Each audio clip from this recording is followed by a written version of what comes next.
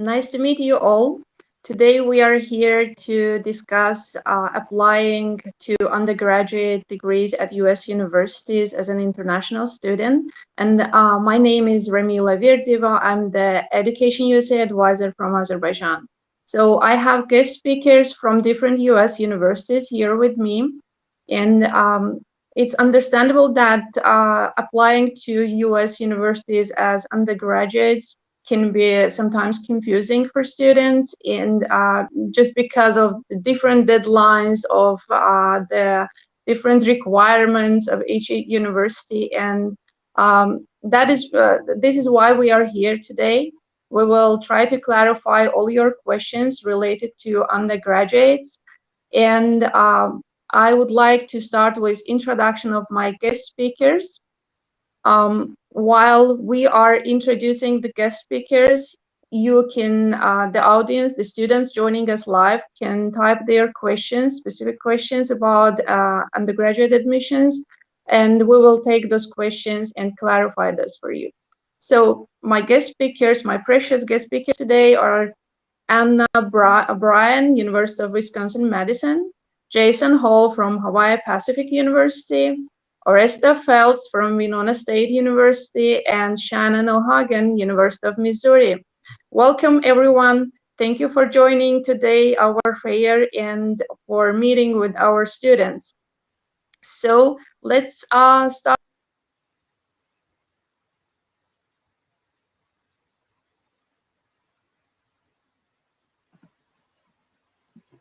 I can go first. Hello, my name is Anna Bryan. I'm from the University of Wisconsin-Madison.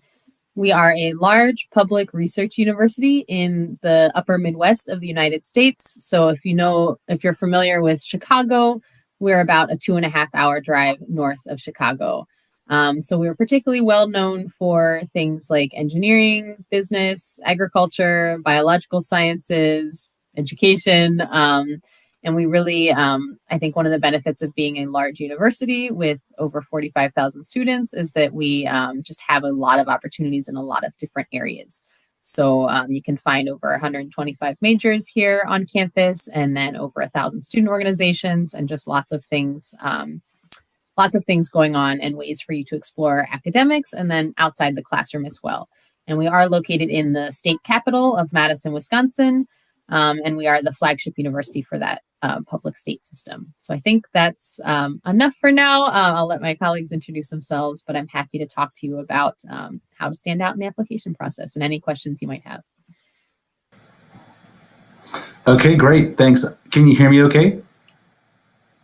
Okay, great. So I think I'm next. My name is Jason Hall. I'm over recruitment for Hawaii Pacific University. If you're not familiar with Hawaii, it's off the coast of California. So we're an island. We're a tourist destination, so we are very heavy in tourism and hospitality management. And we also have computer science, business, and a couple engineering programs at the undergraduate level. We're in the state capital of Honolulu. So the campus is downtown. It actually overlooks the ocean. And we're about a 3-minute walk to the beach. And we're about a 10, 15-minute walk to Waikiki Beach, which is one of the most popular beaches in the entire world. And it's beautiful. So thank you for having us this morning.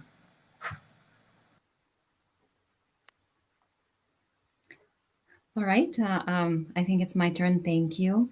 My name is Oresta, and I'm the Interim Director of International Student and Scholar Services at Winona State University. Our university has been recognized as #1 public university in Minnesota by the U.S. News and World Report, and we also hold a #1 student success rate among other Minnesota state institutions.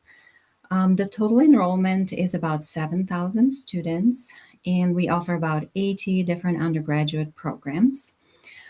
We offer international students a scholarship that allows them to pay resident tuition, as well as some other scholarships. Here, students get a lot of individual attention because the average class size is 19. And students also get opportunities for experiential learning and internships. Winona State University is located on the Mississippi River, surrounded by beautiful bluffs in the state of Minnesota.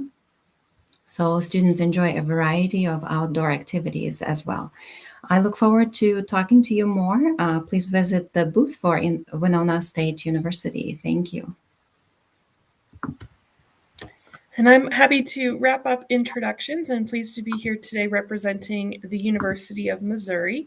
My name is Shannon and I work in international admissions at our institution, which is commonly called by our nickname of Mizzou. And at Mizzou, we have about 30,000 students, including international students from more than 100 countries. We also have 300 degree programs from bachelor's through doctoral level. So you'll find a lot of different options at Mizzou for what you can study, and I look forward to connecting with you at the event to talk about all those different options. But we do really emphasize interdisciplinary learning. So it's very common for our students to take coursework in more than one area to potentially study more than one thing. Some of the popular areas of study at my university include those areas in the STEM field, so science, technology, engineering, math, as well as programs in business.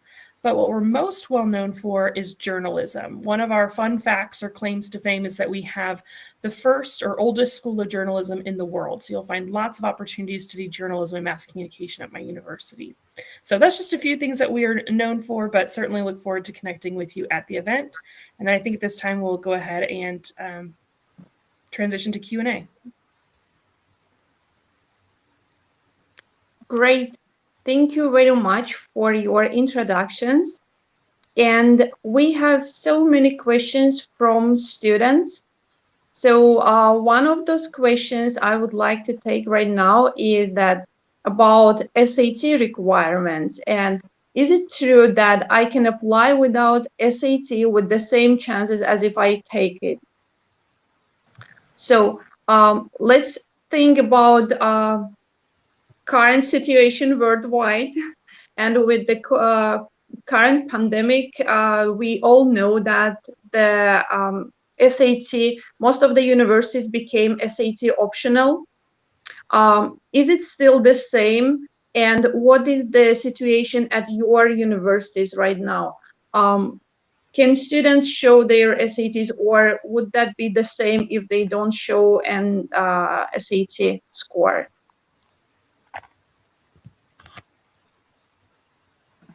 Anna? So yeah, we in the past have required either the ACT or the SAT for freshman applicants from US and international. For undergraduate admissions. For transfer students, it's always been optional and very common for transfer students to apply without those standardized test scores. We did go test optional for the pandemic through anyone applying for next year, like fall 2022, spring 2023. We are test optional, and we will not disadvantage you if you either don't have the opportunity to take test scores or choose not to take them because you don't think they represent your abilities. You will not be disadvantaged in any way. And over, I think, 60% of our international applicants last year applied without those test scores. So it's something that we see a lot. We are currently waiting to see if we will continue to be test optional past spring 2023 admission term because that's like a state level decision. And so it wouldn't surprise me if we do, but it's something that is still going to be decided over the next few months. So you'll have to tune back in if you're a future applicant. But I think that's something in the United States. There are some institutions that are always test optional or even test blind where they don't even look at scores if you send them. So those will definitely remain post-pandemic, and then it will be very interesting to see for all the rest of us what that looks like in the next few years. Yeah, for sure. If I could step in for a second, that was awesome. That's absolutely the case at almost all schools in the U.S. right now. Most schools are either test optional or don't have a requirement. And the reason why is, if you think about it, during COVID, it shut down all the testing centers. And so from a university standpoint, now we've had 2 full intakes where we've been able to evaluate and recognize quality applicants without a test. And so from a university standpoint, we're kind of now getting used to evaluating without a test. And from a student standpoint, as in a way, the consumer, if you will, Now, consumers have been getting used to getting into good schools without the SAT or ACT as well. So honestly, I could imagine this being the case for a while, but yeah, no SAT or ACT required at Hawaii Pacific. At Winona State University, we do not require SAT or ACT either. However, we do accept other tests for proving English proficiency, such as TOEFL, IELTS, Duolingo, PTE as well. And this would be the case for most of the universities in the US too. And regarding the University of Missouri, we were test optional prior to the pandemic, and we continue to be. So SAT, ACT not required. However, I think what's important to just keep in mind for probably all of our answers today is it depends. That's what you're going to hear most commonly from US universities, because it does vary from one university to another. And sometimes things like testing requirements are not set by the individual institution. In some cases, they're set by the state government if they are a university that is a public university and is a state where they set such requirements. So it really varies on flexibility with testing requirements. And it can also vary in terms of admission versus scholarship consideration. So you'll just see from one university to another how SAT or ACT is evaluated. So that's just a good question you're going to have to keep asking of individual institutions. But as my colleagues have mentioned, you do see a lot more test optional options across the US.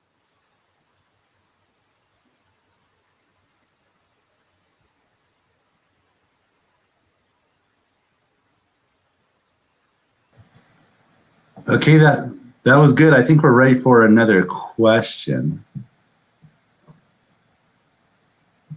Or we could moderate.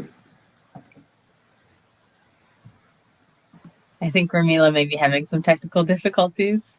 Yeah. I did see a question in the chat that was asking about kind of how we weigh different factors in admissions review, so test scores versus personal statements and other factors. So that's something, again, it will depend from institution to institution, but I think an important term is holistic admissions. That's something that we have at UW-Madison, holistic review. And that means that we consider every aspect of the application. And so we don't have like a formula with GPAs and test scores of who's in, who's not. We really look at the context of each applicant and the essays and involvement in really each part of the application.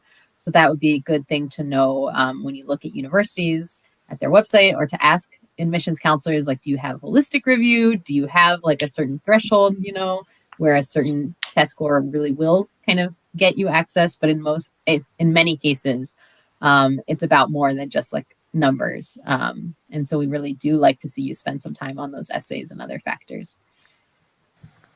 For Hawaii Pacific, the main thing that we look at is simply the GPA, because with students, if they're applying to Hawaii, there's within the application there's two sections where we do expect a small essay of why are you applying to Hawaii and what do you contribute to campus, where it's just like one quick paragraph in each. So besides that, we just look at the GPA, because our biggest concern is can you pass the classes? Can you withstand the rigor of academics at our university? So GPA, but yes, we do expect you to fill out those two questions. Yes, Okay, and go ahead.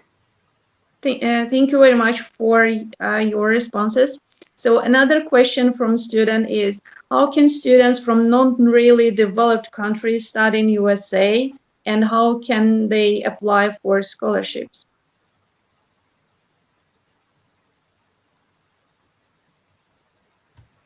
I'd be happy to kick us off for that one, and then my other colleagues can certainly jump in. So there again, you will find a lot of diversity across the U.S., and so a lot of U.S. universities are looking for students from across the world, including countries that are frequently less represented on our campuses. You will find, is in terms of the main part of that question kind of seems to be more on the financial aspect of it. And I will say that it really varies across universities in terms of the type of funding available to international students.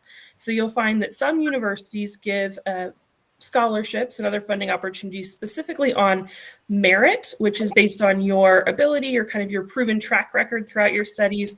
And if they use test scores, and they use those to kind of forecast what your potential might be at that institution. So merit-based are kind of based on those abilities and accolades and things like that.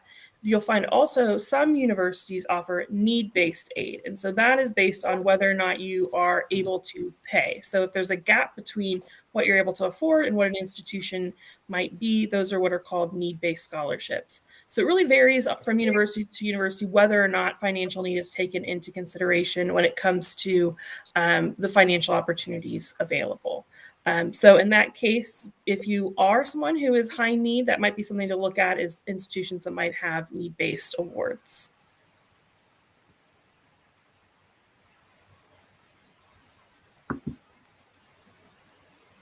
Anyone else wants to highlight about scholarships?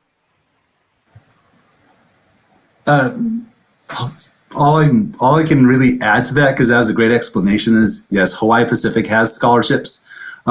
Like most universities, scholarship decisions are made after application. And so you apply, you're reviewed for quality and so merit-based, as was mentioned. Then in your statement of intent or in any statement to us, that's where we evaluate needs-based as well. And then that's when a scholarship decision is made. So scholarship decisions are made after you apply and about the same time of admissions. Okay, anyone else? Yeah, I was just going to say that that's a question that's really important to ask every university as well, because we all do have different practices. And so there are some universities that automatically consider all students for scholarships. At UW-Madison, we actually do require a separate application that students do kind of at the same time as they apply. So it's really important to read the university websites, to reach out and just make sure that you're kind of keeping track of anything like that. Great. Thank you very much for your responses. And there is another question saying, how did you choose students? Like, let's little paraphrase this and let's get more clarification about how students can show up in their admission applications or in their essays.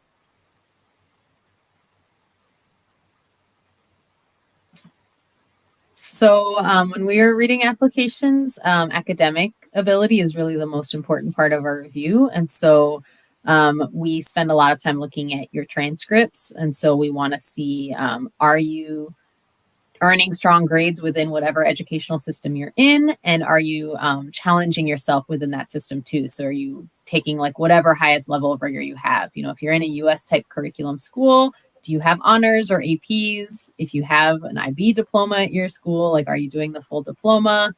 If you're in the national curriculum, are you taking challenging courses? Are you earning strong grades in comparison to your peers? And so we spend a lot of time really looking at that transcript and making sure that you are prepared to succeed at our campuses. And then we layer in other information about, like, could be test scores, could be essays, involvement, but we're looking for students who are well prepared to succeed right away on our campuses and are going to be involved and contribute something to our campus. So whether that's like starting a club or playing an instrument or a sport, or, you know, we want to see that you are kind of an interesting person. But academics is really the core of our review. Same. We mostly look at academics again for merit-based. I see a lot of questions about full tuition scholarships. Just so you know, full tuition scholarships are not really common in the United States right now. So, and even if you happen to get a scholarship plus, say, an assistantship or other combinations of scholarships to cover all tuition, you also have a living expense on top of that. And so the only way that you could really get like a full scholarship is, well, I shouldn't say the only way, but the most common is at the graduate level. If you do like an assistantship, a teaching assistantship, and if you have extremely strong merit-based or merits. But yeah, at Hawaii Pacific, we mostly look at grades as well. Great, thank you. And who wants to add more about how to stand on the application? So at Winona State University, we also look at the grade point average and test scores. So those would be the main things that we consider for admission. Okay. And then similarly at the University of Missouri, as my colleagues have mentioned, academics are kind of the primary point of our application process. So we really do focus on academic transcripts and records to see how students have performed throughout their studies. As far as standing out at other institutions, I think what's helpful to know in terms of holistic review is that academics are always going to be central to the application process. And universities who require supplemental materials like essays or letters of recommendation or summary of extracurricular activities, those are the types of things that help universities to just get a better understanding of who you are as an individual and determining fit. So in terms of standing out, you'll find some universities looking almost exclusively at academics, and others use those supplemental materials to understand you a little bit better. So between that combination is how you can kind of stand out in the application pool. Great, thank you very much. So another question is, can students apply for admission if they didn't receive their test results on time, and what will be the process? So if it's like SAT and ACT, those standardized test results, if the school is test optional, then that would be fine. And so you would just apply without test scores. Some schools will let you add test scores, send them later. UW-Madison, we ask you at the time of application to choose test optional, like with test scores or not. If the school is not test optional, or if it's something like an English language proficiency test score requirement, those generally have to be received like on the deadline. So we had an early action deadline of November 1st for the application, and then we set a materials deadline of 1 week later of November 8th, and we have the same deadlines for regular decision in February 1st and February 8th. And so they would have test scores all have to be in by that materials deadline to be considered. So you'd have to look at the university and find one either with like rolling admissions or with a later deadline. Yes, we are mostly thinking of IELTS and TOEFL when talking about late submission of test results. So anyone wants to add more? Yeah, so there are some schools like us where we also accept Duolingo. So even if there's like a testing center that's closed, there's online tests that you could take. Because ultimately, so the question that you'll want to ask is, what can you do to satisfy the English requirement? And so too common, we see students ask, can we waive the English requirement? Like, nope, the English requirement, we always require English. Like everyone always requires something to prove that, yes, you can understand the professor. Yes, you can do well in class. And so the key question is, what can you do to satisfy the English requirement? So there are some schools on occasion that you'll run across where you could do an interview, you could write an essay, or the combination of both to satisfy the English requirement. But if you can't access IELTS or TOEFL, well, I recommend doing a Duolingo. Thank you, Jason. And okay, another question is about COVID. So do you require COVID passports for students coming on campus? This is another one where, it depends in terms of the university as far as what their COVID requirements might be, or what any quarantine on arrival restrictions might be. And a lot of that is continuing to change and evolve along with the pandemic. A lot of that has to do with local guidelines and kind of CDC guidance as well. So everything is kind of a moving target in terms of answering that question, but you'll find a lot of universities have a variation requirements. I know mine, we do not have that requirement. We just have a testing requirement for students when they are coming and moving into the residence halls, but you'll see variation there, and something that's going to change by the time you're coming. So you'll just have to ask different universities what their process might be. Yeah, and it typically varies state by state. And so some states are more lenient, where other states are more strict. And so if that is something that is a requirement for you, like let's say you don't have access to a COVID vaccine or you don't want to take the vaccine, okay, you might want to consider a state maybe like, Texas, maybe Utah, Wyoming, Idaho, maybe some others on this call as well. Depends on your state. But yeah, look at the individual states themselves. I think one important thing to note also is if you don't have access to a vaccine, that's something that generally people understand. And so, you can ask about requirements. And then if you don't have access, we'll kind of come up with a plan, for you to come, see if there's a testing quarantine requirement, whatever that looks like. But then you have the option to get vaccinated either on campus or in the community for free. So that's something to know, that if you don't have that opportunity before you come, there are ways that we can help you with that. Even if the university has a mandate where they require all students, they have ways to work with students who need assistance getting that vaccine. Great, thank you very much. And another question is, can students do an internships during their study period? Or maybe any employment opportunities available for international undergraduates on campus? Anyone wants to take the question? Sure, I'll jump in. So generally, students who come to the US on an F1 visa are allowed to work, but only 20 hours a week and only on campus during their studies. However, depending on the program the student is in, they have a chance to do an internship. For example, for Winona State University, our students get internships in some of the prestigious companies in the Midwest, so there are opportunities there. And then once students graduate, they also have an opportunity to do optional practical training, which would be a full-time job, typically for 1 year. Jason wants to add something? Oh, sorry, I was just doing OPT in sign language. Yeah, OPT is optional practical training. But yeah, everything Marista said was absolutely correct. Thank you very much. Hi all, I also wanted to jump in. I appeared on the stage. I'm Ramila's colleague and advisor, EducationUSA advisor for Belarus. I just wanted to note that there are a lot of questions that you're getting and you're having a great discussion. Just for students, we will have more sessions today, especially on application package, on motivation letters, on financial aid. So make sure that you might be asking some questions that we will cover in other sessions.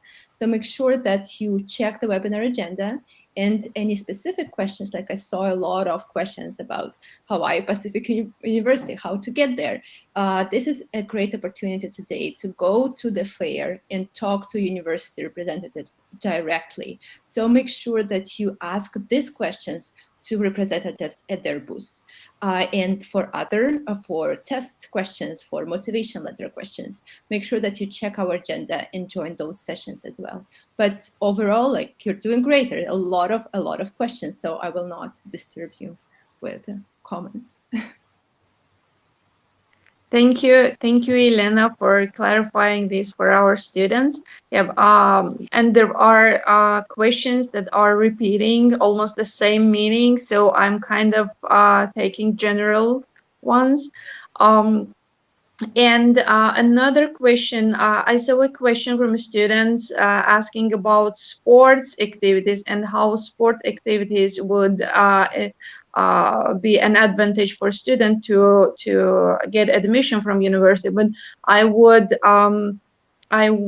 paraphrase it in and would say, how would other extracurricular activities, out of school activities, would help students to get into the university? Anyone who wants to take the question about extracurricular activities? Yeah. Sure. I can start, certainly. So this is, again, the first part of this answer is it depends. Whether or not universities look at extracurriculars as part of their application process. So some universities look at extracurricular involvement, other universities do not. For those that do, this is part of the holistic review that Anna was talking about previously, where this gives universities a little bit of a better idea of their types of interests and accomplishments prior to coming to the university. So sometimes this can be a way to demonstrate things like leadership. So if you are involved in different organizations and perhaps you held a leadership role, that helps universities just to get to know a little bit more about you. Oftentimes in terms of standing out for extracurricular involvement, I think what's important to know is that everything with the application review is done within context. So it's within the context of the opportunities you have available. We understand that many students have been impacted by COVID, and so that has changed the types of extracurricular involvement students have had access to. It's also important to know that there's not really one or two types of extracurricular opportunities available. It's really just anything beyond the requirements of your classroom that you've been involved in. So for some students, this could be creating their own podcast. For other students, it could be getting involved in the community or volunteering with an organization. So you'll find that there's a lot of different things that qualify as extracurricular engagement. And again, how this is evaluated by the university just varies depending on their review process. Yeah, so I feel like all of us want to jump in. We just don't want to all jump in at once, right? And so when it comes to impressing a university, think of it as like you're trying to impress in two different sections. You're trying to impress for admissions, then you're trying to impress for scholarships. So when it comes to extracurricular activities, yeah, sure, to some extent they can impress for admissions, but really for admissions, that's mostly where we're looking at your grades, your statement of intent, your English score.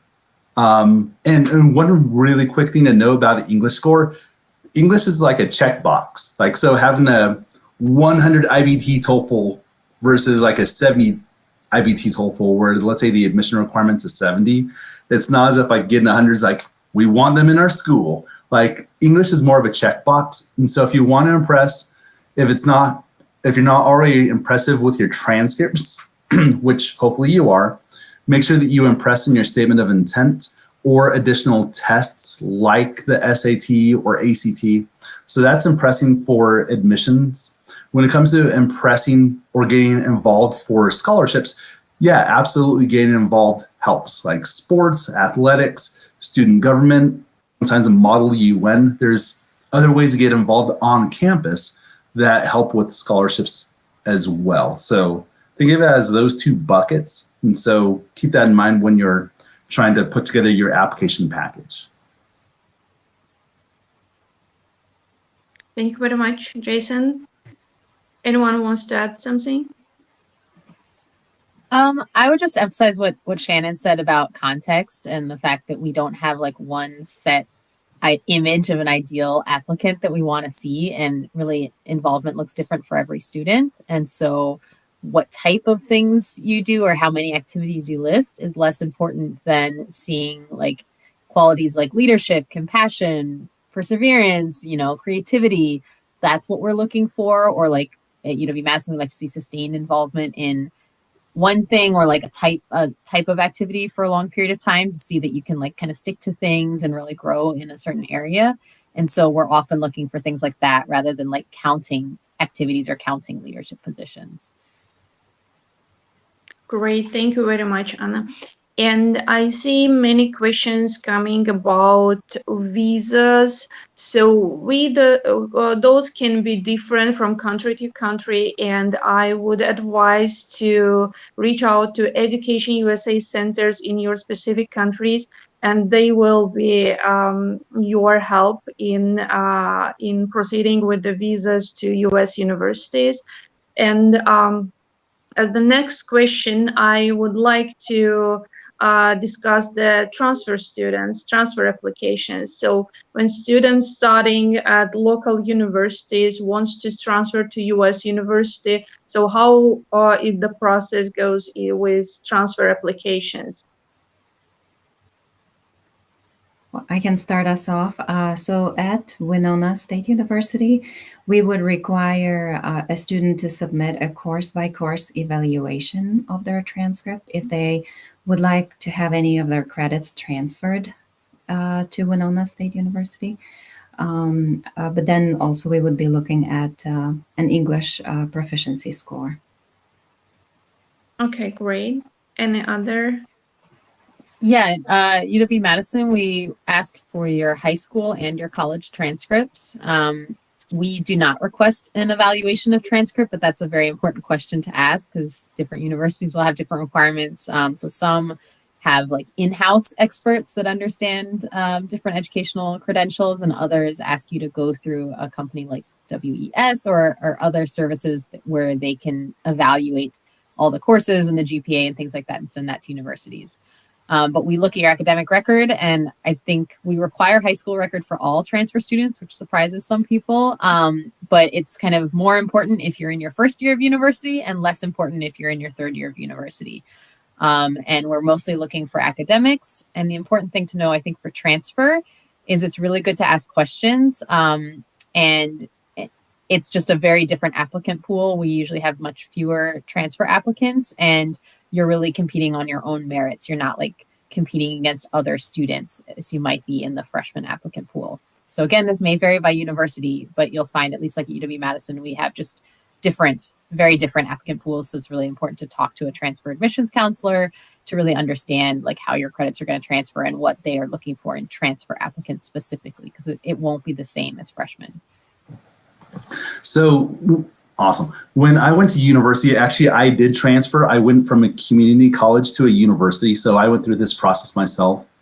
So not only as an advisor can I speak out on it, but actually as a transfer student myself. So yes, at Hawaii Pacific, yes, you can transfer. At most universities, you could transfer. You're considered a transfer student if you have more than one full academic year worth of credits. And so we do look at your current transcripts. Depends on your performance during that, but we may ask for your high school transcripts as well. Now, when transferring, there's the question that you should be asking. So yes, can I transfer? Awesome. That absolutely is a good question. But what you want to ask the specific school is how will your credits matriculate? And so like, will your math credit that you took in, I don't know, Azerbaijan count as a math class at the university? Or if you took a psychology class, will that transfer as a psychology class? Because unfortunately, there are some situations where you'll take a bunch of really hard classes, and when they transfer, they'll transfer as, or they'll matriculate as elective credits. And so that's not ideal, because then you all of a sudden still have to take those hard classes all over again. And so, yes, you can apply, and the application process is pretty straightforward, still just good grades in English. But then, yeah, you're going to want to ask the question about, do your credits matriculate? So. And just to kind of touch real quickly on the University of Missouri, because we're kind of a combination of some of the things mentioned here. So once again, ask individual universities.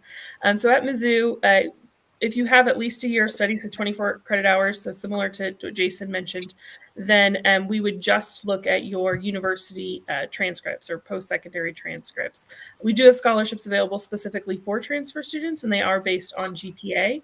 And then the transfer credit evaluation, which is that course-by-course review of how those courses do transfer over, happens after admission, but before you arrive, so you can know how they'll transfer and making your final decision of whether or not you think it's a good fit. The one thing I wanted to mention just kind of broadly is that it's important to realize that this can vary within the same institution depending on the academic program that you want to apply for. So transferring can sometimes be a little bit tricky depending on what it is you're studying. And not tricky because you can't do it, but tricky because of what Jason was mentioning in terms of how courses transfer. So some programs in areas like engineering and business, for example, some of those higher level courses are more challenging to transfer because certain universities sometimes have requirements where those upper level coursework has to be completed at the university that's issuing the diploma. So that's why you see some variation in terms of within programs, why it might look a little bit differently depending on what you're studying. But again, a great question to ask individual institutions of what that looks like based on your situation and your academic program. Great, thank you very much for responding. And yes, definitely, every student should go. I would personally encourage every student to go to each university booth to ask those specific questions about different requirements, admission requirements, and all these kind of details. But now I would like to clarify one question coming from student about IB certificates. Like, what if a student studying at local international high school and getting IB or JCC or APs, and how will that increase their chance of getting admitted? Or would that certificate give them kind of waivers or something? So what is the condition with those certificates at your universities? Who wants to be first to take the question? I guess I can start. We see IB curriculum as very, very strong preparation for U.S. higher education, just because of like how interdisciplinary it is and well-rounded, and just the way it teaches students. So that's something where if you have access to IB at your school, we'd like to see that you are taking advantage and moving into those rigorous courses. If you're at a school that does not offer IB, we don't want you to feel discouraged that you don't have it, because we're not going to be expecting you to take something that's not at your school. So that's something we really want you to understand, is it's all within your context of what's available at your school. But for IB, we will look at your performance kind of in the classroom throughout your high school studies. If you have predicted grades from your teacher, they can send that, we'll consider it, but we don't have like conditional admissions like you might see in like the UK, for example, where you have to get a certain score to get admitted. We will ask you to kind of stay on the same track, graduate with similar to performance to what you had, but we're making our decision based on whatever materials we have available at the time, based on your, 3 or 4 years of grades that we have. And then some schools might waive English language proficiency test requirements for those in IB. That will vary a lot. At UW-Madison, we base it on language of instruction. So if you've been in an international school taught in English for 4 years, then we will waive our testing requirements for those. Just if you started IB in junior year and you're just doing the 2 years of the IB diploma, we would not waive it. So, but that's very dependent on institutions. Same. And so IB is viewed almost like a U.S. community college, like IB, AP, very, very similar.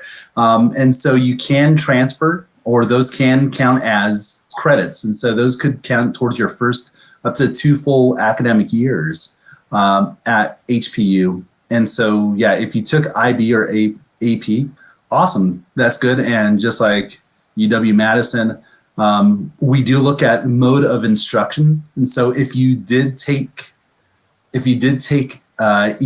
classes in English, and for the last 3 years and everything was taught in English and passed tests in English, that will satisfy the English requirement. So IB, since it's taught in English, if you are in that situation, then that will satisfy the English requirement. So no TOEFL, no IELTS required in addition to that.